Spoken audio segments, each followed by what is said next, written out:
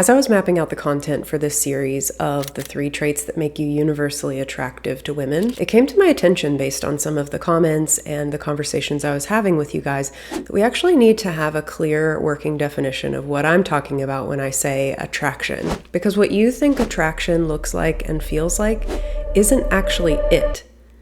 If it were, you would be in a happy, healthy relationship dynamic. And I'm going to put it forward that if you're not, it's probably because you're not using genuine attraction as your marker for what to move towards and away from.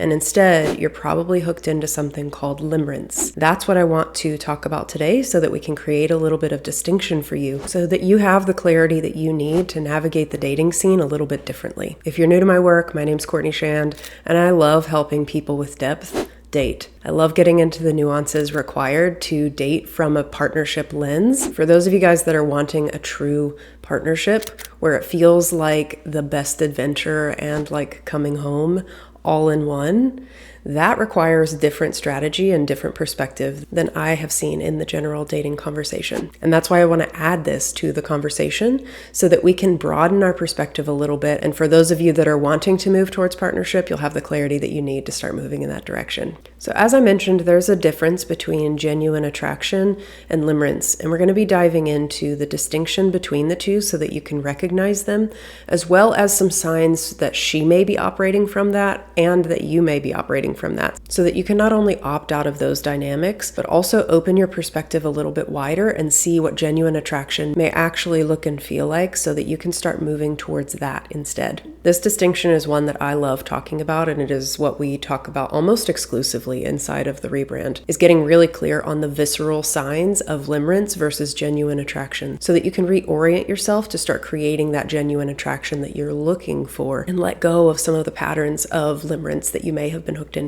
If you're new to the term limerence, it's not mine. There is an actual definition for it. It is kind of those intrusive thoughts that we have, that obsessive feeling, or like what we would call somewhere on the spectrum between like a crush and obsession. Usually for the people in my work, they describe it as this heightened experience that they refer to as attraction. This almost obsessive quality where they can't get this person out of their head, and everyone who comes after that is being compared to this particular person for that type of trait. For example, she was so playful, I just haven't met anyone that's that playful, or she's so comfortable and seems to really have her life together, like she just knows what she's doing and feels confident in her own skin. I want to be really clear that it's never about the quality that they're magnetized by. It's the dynamic that's pulling them off center that is the problem. Because limerence is a form of attraction, so you're not wrong in associating it with attraction, but we need to zoom in so that you can actually see what's happening in the dynamic so that you're not actually being attracted to dysfunction. And again, it doesn't mean that she's dysfunctional, but the dynamic itself, when it is pulling you off center and having you look outside of yourself and come from a space of, usually if we're really honest with ourselves, this was my experience too, it's often rooted in a story of not quite being good enough for someone like that, or feeling like you have to continue earning their attention, or like you could mess it up. Because the reality is that both men and women experience limerence. For women, it will sound like being caught up in ideas of what romance should look like, or having an idea of an ideal partner that includes being over 6 feet tall, earning more than 6 figures, being super in shape. Because again, while none of those are bad qualities to have or to want in a partner, they're a little bit more superficial than what you actually need to be looking for to find a compatible partner for you. And again, this is something I found myself hooked into, which is why I'm speaking about it now. So this doesn't come from a place of judgment, but when you're not aware of it, if we play this out over time, when we're looking for those superficial qualities as a green flag and moving towards them, they end up leaving us a little bit unsatisfied once we get through that initial high of having earned the attention of this person. I see this playing out across the dating space, again, with men and women, and it's part of the conversation of why men and women are so dissatisfied in the dating space, which is why I want to put it forward here that we all need to be operating from a new definition of attraction. And especially if you're in my community, I know that you're someone who has that emotional depth and you're looking for a connection that can meet you there. Before we get into what genuine attraction actually looks and feels like, I just want to offer something for consideration, because limerence is a form of attraction. Men and women both struggle with it, which is why I want to give it some language so that you can start to see it with a little bit more clarity. Because if you are attracted to or attracting women who only want the status, the abs, the cars, the money, that's not genuine attraction either. And it might be worth reflecting on where you're engaging with limerence with this type of woman. Because yes, I agree. That type of woman does exist. I can see it. You've experienced it, which is why I want to point out that what's holding that limerent dynamic in place for you is the lens that you're looking through.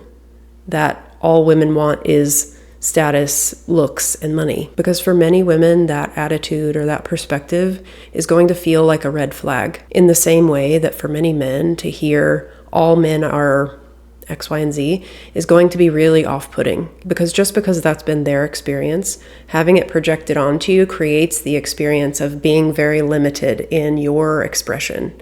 You're not able to engage as the full version of yourself because they can only see this much of you, which means that no matter what you do, no matter how you're not like that, you're never going to be able to show up in a way that allows them to experience the full version of you or gives them a corrective experience to the experience that they've had. Because if you're on this channel, I know that you're someone that's wanting to move the conversation forward and not get stuck in this echo chamber of men are the worst or women are the worst. And instead, you're looking for what is that path forward, because this is something that I want.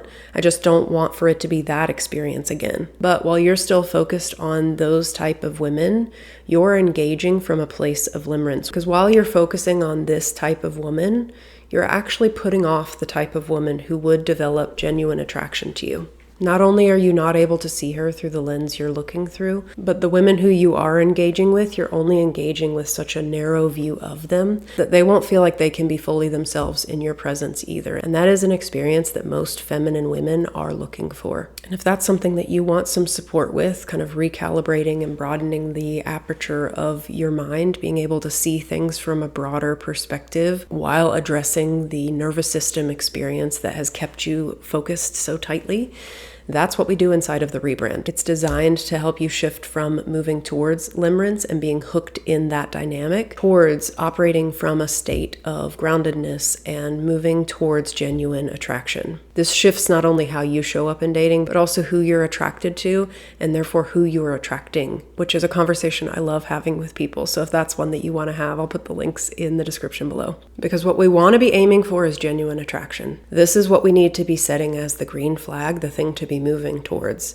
And it's going to feel a little bit more calm and grounded. Not that you don't feel excitement about this new connection unfolding, but overall it doesn't have that level of intensity that you may have been using as a sign that you're attracted to someone. It feels more sustainable, even if it's not your person forever. It does lead to genuine connection because you're coming forward with your authentic self. You get to feel more yourself and more centered the closer that you move towards this person. And that's where the feeling of like, I literally can't mess this up. I'm just offering the information that she needs to make a decision. And I'm able to stay centered enough that regardless of how she responds, I feel like I am in charge.